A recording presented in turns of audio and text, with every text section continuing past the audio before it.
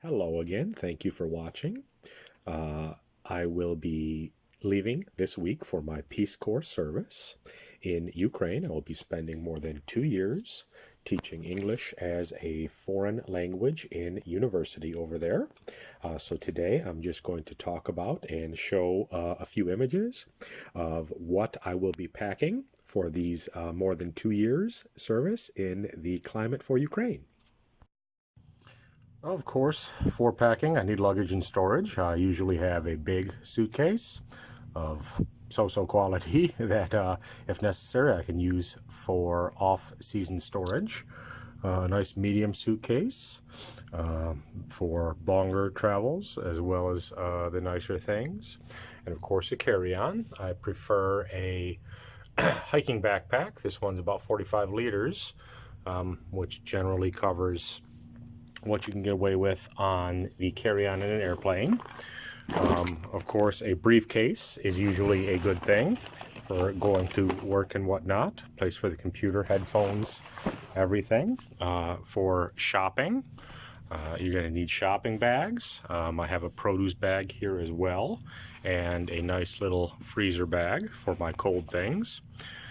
And then a smaller kind of day pack. This is kind of like a purse type thing I can put on my camera and camera bag, and it also unfolds into a smaller backpack. When the hiking bag is too much, I can use this for maybe like a week-long trip or something. And last but not least, the personal item for the airplane, my camera bag, which is holds the camera and some other things like the power charger that people use these days. Now, the Peace Corps has been in service for a while, so they do have a general packing list for volunteers based on the country you're in. So obviously, if you're going to serve in sub-Saharan Africa or Central Asia, or maybe anywhere else in the world besides Ukraine, this wouldn't necessarily affect you. This key point here, bring less, buy in Ukraine.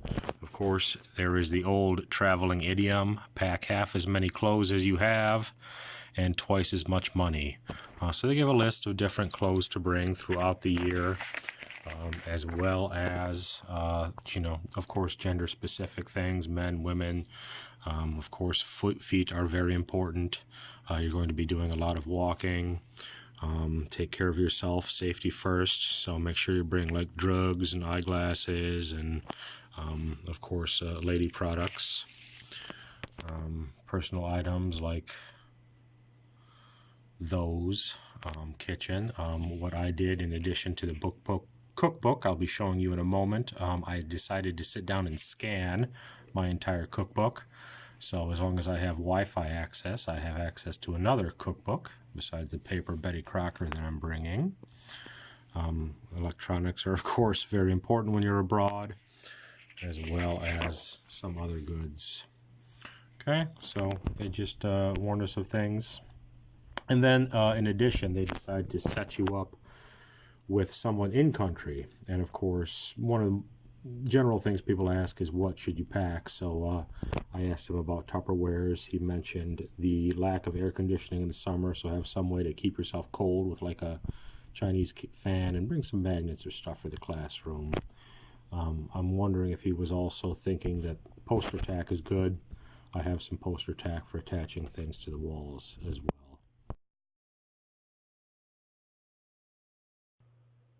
Of course, one needs books for teaching. These may not all make it to my suitcase. Some may need to be shipped. Teaching aids and classroom decorations, as well as some games and other activities. Well, you need to be prepared in case there's situations. So there's a backpack rain cover, an umbrella, of course. Oftentimes the local umbrellas are of low quality. They recommend a sleeping bag, so I decided to include my hammock. Of course, there's a first aid kit. Always need a first aid kit. They say vegetable peelers in country aren't good, so I chose to go with American icon Betty Crocker. Of course, my cookbook does match it. And they say that plastic bags in country aren't so great. I actually bought these in Saudi Arabia, and they are larger than gallon size, and of the 30, I probably have more than 20 remaining. My containers, some of these will be filled with food and such in my carry-on to bring myself some homemade treats and to snack on in that first day of training. They do recommend to bring some treats, or snacks I should say, not treats. Tools, of course, you need tools. They mentioned duct tape. They mentioned twist ties on that sheet I showed you, which is very good because these have 100 uses abroad and really everywhere. I like to save my twist ties. Measuring cups with the metric as well as the English. Swiss Army knife. I mean, you can't go anywhere without a Swiss Army knife. They recommend corkscrew as well. The drawback of this one is that it does not have a screwdriver though, so I'll have to find a small screwdriver when I am there. Ball of rubber bands, lock, poster tape, something for laundry, 3x5 index cards, and I was able to cut some of them into smaller pieces for like individual word vocab review, and whatever else I'll do with the other index cards.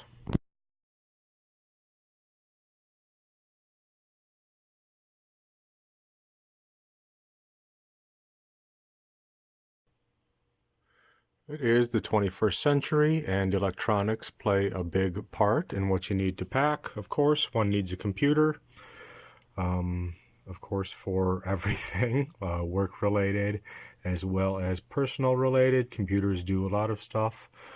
Make sure you bring your own camera if you have one. My little point and click, I have a tripod on it as well, which is useful. Bluetooth speakers are good for at home as well as in the classroom.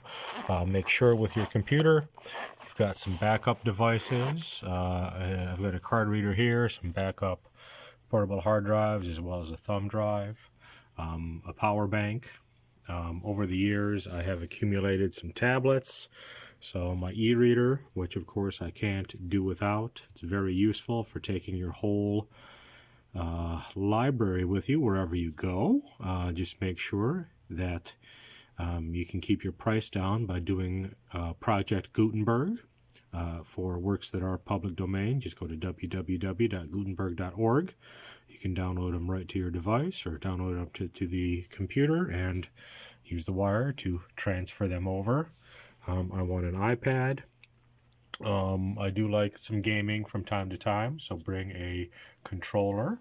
Of course, you want to be able to plug in, so plugs and cables. Of course, a travel adapter. This one is nice enough. It's also a surge protector, and I did pick this up already in country in Kiev. I was visiting. There's a grocery store called Novus, so I'd kind of like another one of these because it was quite reasonably priced.